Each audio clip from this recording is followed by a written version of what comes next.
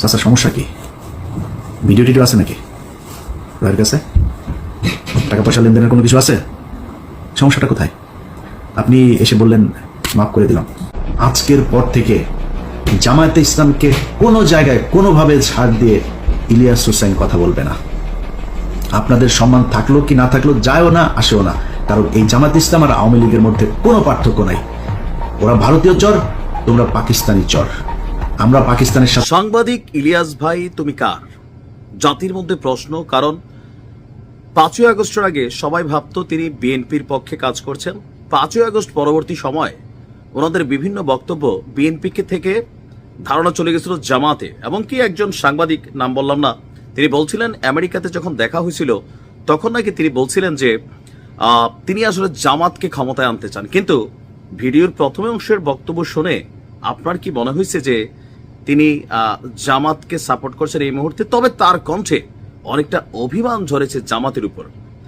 সাংবাদিক ইলিয়াসের নিউজগুলো যারা নিয়মিত দেখেন, একটা জিনিস খুবই ভেরি সিম্পল ক্লিয়ার, সেটা হচ্ছে ভারত পছন্দের যতই হোক, কিন্তু ভারতের সাথে বা প্রথম আলো ডেইলি স্টারের সাথে যদি কোনো সম্পৃক্ততা, ভালোবাসা, দহরম মহরম দেখেন, তখনই সাংবাদিক ইলিয়াসের মাথা উলায় যায় আর তিনি তার গোষ্ঠী টুষ্টি উদ্ধার করেন। ক্যাপশন দিছি কি জামাতের নামে, 12 ভাতারি জামাত। লম্বাচূড়া একটা বক্তব্য দিয়েছেন। এখানে তার ভিডিওটা যারা পুরো শুনেছেন, সেখানে যদি আমি খুব শর্টলি এটার সামারাইজ করি, এটার মূল জিনিসটা হচ্ছে যে ভারতের সাথে সম্প্রতি জামাতের যেই একটা প্রোগ্রামে, আমি যে ছবিটা দিয়েছি, একটা প্রোগ্রাম ছিল কিসের জানি, সেখানে ভারতের একজন উচ্চপদস্থ ব্যক্তি যিনি বাংলাদেশে কর্মরত আছেন, তার উপস্থিতিতে জামাতের যে প্রোগ্রামটা হচ্ছে তিনি এইটার উপরই খেপেছেন। আর প্রথমে যে বক্তব্যগুলো দিয়েছেন পুরোটা কিন্তু বুঝছেন। এবং সবচেয়ে মজার বিষয় হচ্ছে ওইখানের কমেন্ট সেকশন আমি দেখলাম যে শত শত মানুষ তারা বলছে, ভাই আমরা জামাতের রোকন, জামাতের কর্মী, তবে আপনি যা বলছেন সঠিক, জামাতকে শিক্ষা নিতে হবে। এখন আপনাদের আরেকটু তথ্য দিই। সরকার পতনের পর স্বাভাবিকভাবে আমাদের এই দেশের রাজনীতির অনেকটা ভারত ভিত্তিক, ভারত বেসিক অনেক কিছু আমাদের কাছেও মনে হয় যে সামহাও ভারতের সাথে ভালো সম্পর্ক রাখা লাগে। এইটার একটা কারণ হচ্ছে জিও পলিটিক্স। জিও পলিটিক্সের বাপ হচ্ছে আমেরিকা। তো আমেরিকা করে কি আপনার ভারতকে এক ধরনের মৌখিক গার্জিয়ান বানায় রাখছিল এত বছর, বাট গেল কয়েক বছর যাবত এই দৃশ্যপটে পরিবর্তন হয়েছে। শেখ হাসিনা থাকতেও আমেরিকার বিরুদ্ধে কিন্তু তার বক্তব্য, মন্ত্রীদের বক্তব্য, বিভিন্ন অবস্থানে একটা সম্পর্ক তৈরি হয়েছিল। অনেকে বলছে এটার কারণে তার পতনও হয়েছে। এখন এই মুহূর্তে যারাই বিএনপি বলেন, জামাত বলেন, যাদেরই সম্পর্কটা ভারতের সাথে একটু পজিটিভ হয়, তখনই কিন্তু সাংবাদিক ইলিয়াস তাদের 14 গোষ্ঠী উদ্ধার করেন।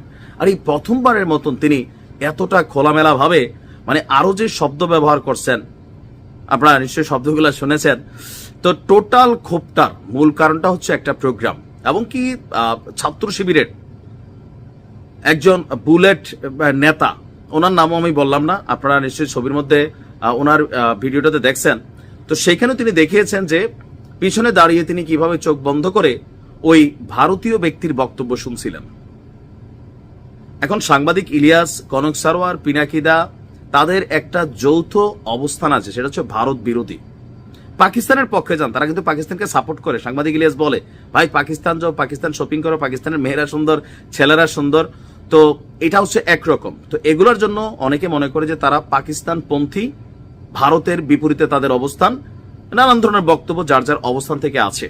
তবে জামাতকে নিয়ে তিনি যে এপিসোডটা করেছেন, এটার মূল উদ্দেশ্য জামাতের প্রতি তার যে অভিমান। আমার কাছে টোটাল বক্তব্যটা শুনে এখানে মনে হয়েছে অভিমান থাকে না, যে অভিমানটা একদম এক্সট্রিম পর্যায়ে গেলে ধুইয়া ফেলা। তো তিনি কিন্তু এরকম ধুইয়া ফেলছেন। এই ধুইয়া ফেলাতে একটা জিনিস যেটা জামাতের জন্য নেগেটিভ হয়েছে, যে জামাতের যে রাজনৈতিক অবস্থান অথবা তাদের 71 পূর্ববর্তী পরবর্তী যেই অবস্থানগুলো মানুষ ভুলে গেছিল, বিএনপি বারবার সজাগ করাইতে চাইছিল, ওই কাজটাই সাংবাদিক ইলিয়াস ফ্রিতে করে দিচ্ছেন, যেটা জামাতের জন্য এই মুহূর্তে বড় ধরনের একটা ধাক্কা হবে। কারণ অনলাইনে এই কিংরা যারা আছেন তাদের কিন্তু একটা ইনফ্লুয়েন্স পলিটিক্যালি খুবই শক্তভাবে কাজ করে। এখন জামাত এই বক্তব্যের ব্যাপারে কি পাল্টা জবাব দিবেন? কারণ জামাতের আমির থেকে শুরু করে এমন কাউরে বাদ নাই যারা দলটার মেইন, তাদের ইলিয়াস ছাড়ছেন। জামাতের ভাইরার অবস্থান কি একটু ভিডিওতে জানাবেন। ভালো থাকুন।